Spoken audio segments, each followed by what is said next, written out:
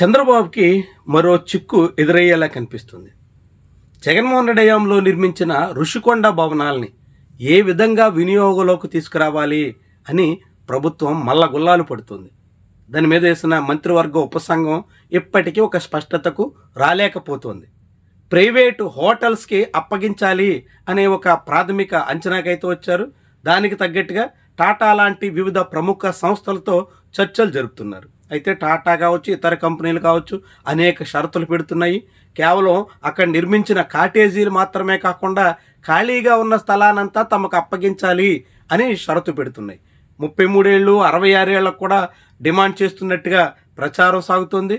మొత్తంగా ఋషికొండ ప్రాంతం మీద పెత్తనాన్ని కార్పొరేట్ సంస్థలు బలంగా కోరుతున్నాయి. దాంతో ఇప్పుడు ఋషికొండ భవనాల విషయంలో ఏం చేయాలన్న దాని మీద ప్రభుత్వం పూర్తి స్థాయిలో ఒక నిర్ణయానికి రాలేకపోతుంది. ఇప్పటికే 2 ఏళ్లు గడుస్తున్నా అధికారంలోకి వచ్చి ఇంతకాలం తర్వాత కూడా ఋషికొండ భవనాలను వినియోగంలోకి తీసుకురాగలేకపోవడం ఏంటి అనే విమర్శలు ప్రభుత్వం మీద ఉన్నాయి. తొలి 6 నెలలు పరిశీలన చేయొచ్చు. ఆ తర్వాత 6 నెలల పాటు నిర్ణయం తీసుకుని ఎవరికో ఒకరికి అప్పగించే అవకాశం ఉన్నప్పటికీ ఏడాదిగా నెలకి 25 లక్షల రూపాయలు కనీసంగా మెయింటెనెన్స్ కోసం ఖర్చు చేస్తూ రాష్ట్ర ప్రభుత్వ సొమ్ముల్ని వృధాగా పోనిస్తున్నారు అనే అభిప్రాయం చాలా మందిలో ఉంది. ఇలాంటి తరుణంలో ఋషికొండ భవనాల్ని ఎవరో ఒకరికి అప్పగించాలన్న నిర్ణయానికి రాష్ట్ర ప్రభుత్వం వస్తుంది. కానీ సరిగ్గా ఇదే సమయంలో ప్రభుత్వ తీరుని కూటమి నేతలే తప్పుపడుతున్నారు. ముఖ్యంగా విశాఖ నగరంలో ప్రాతినిధ్యం వహిస్తున్న సీనియర్ ఎమ్మెల్యే విష్ణుకుమార్ రాజు చంద్రబాబు వైఖరిని బహిరంగంగానే తప్పుపడుతున్నారు. చంద్రబాబు తీరు ఏమాత్రం సరికాదు అంటూ చెప్పుకొస్తున్నారు. ఋషికొండ వంటి అనేక ఆధ్యాత్మిక విలువలున్నటువంటి క్షేత్రాన్ని ప్రైవేటు కార్పొరేట్ సంస్థలకి ఎలా కట్టబెడతారు అన్నది ఆయన ప్రశ్న. అనేక మంది తపస్సు చేసినటువంటి ఋషికొండకి వివిధ రకాలుగా ప్రాశస్త్యం ఉందని, అలాంటి కొండను ఆధ్యాత్మిక క్షేత్రంగా కొనసాగిస్తూ అక్కడ నిర్వహణ విషయంలో ప్రభుత్వమే చొరవ చూపాలని ఆయన కోరుతున్నారు. ప్రజలకు ఋషికొండ మొత్తాన్ని దూరం చేసేస్తారా అంటూ నిలదీస్తున్నారు. అదే సమయంలో ప్రభుత్వం ఏమీ చేయలేకపోతే టీటీడీకైనా అప్పగించాలి అంటూ సూచిస్తున్నారు. మొత్తంగా ప్రైవేటు వాళ్ళకి టాటా లాంటి వివిధ హోటల్స్ నిర్వాహకులకి అప్పగించే ప్రయత్నాన్ని విష్ణుకుమార్ రాజు తీవ్రంగా నిరసిస్తున్నారు. నిజంగా ప్రభుత్వం అలాంటి నిర్ణయమే తీసుకుంటే తనదైన శైలిలో దాని మీద అభ్యంతరాలు చెబుతూ ముందుకెళ్తాను అన్నట్టు కూడా చెప్పుకొస్తున్నారు. ప్రజల్ని కదిలించడానికి కూడా సిద్ధమవుతాను అనే రీతిన ఆయన మాటలున్నాయి.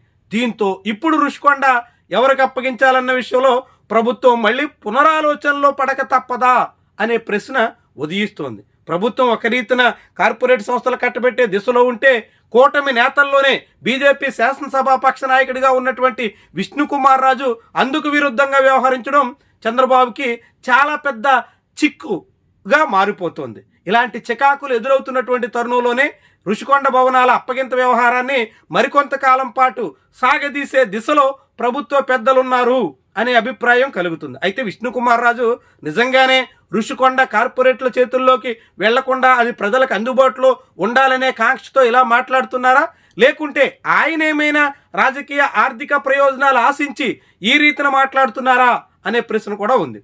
ఋషికొండ విషయంలో విష్ణుకుమార్ రాజు రాజకీయం టీడీపీ నేతల్ని కలవరపెడుతోంది. ముఖ్యంగా చంద్రబాబుకి చాలా పెద్ద సమస్యగా తయారవుతోంది. కూటమి నేతలే తప్పుపడుతున్నటువంటి సమయంలో నిర్ణయం తీసుకుంటే అది ప్రజల్లో తప్పుడు సంకేతాలకు కారణమవుతుంది అని సీఎం సంశయిస్తున్నారు. ఈ తరుణంలో విష్ణుకుమార్ రాజు ఏం ఆశించి ఇలాంటి వివాదాన్ని రాజేస్తున్నారు, ఈ రీతిన మాట్లాడుతున్నారు, ఇది ఎక్కడికి దారి తీస్తుంది అన్న దాని మీద టీడీపీ నేతలు మల్లగుల్లాలు పడుతున్నారు. వైజాగ్లో స్థానిక ఎమ్మెల్యేలని ప్రజాప్రతినిధుల్ని పక్కన పెట్టి వాళ్ళ అభిప్రాయంతో ప్రమేయం లేకుండా ప్రభుత్వం ఏకపక్షంగా నిర్ణయం తీసుకోవడం తగదు అన్నది విష్ణుకుమార్ రాజు వాదన. దీంతో ఈ విషయంలో ఏం చేయాలన్న దాని మీద కూటమి సర్కార్కి ఏమాత్రం పాల్పోతున్న దాఖలాల్లో ఇప్పటికే పలుమార్లు మంత్రివర్గ ఉపసంఘం చర్చించినప్పటికీ తుది నిర్ణయానికి రాలేకపోతున్నారు. దాంతో ఋషికొండ వ్యవహారం మరికొంతకాలం పాటు కొనసాగే విషయంగా కనిపిస్తుంది. మరి అది ఎంతకాలం ఎన్నాళ్ల పాటు ఇలా ఉంచుతారు?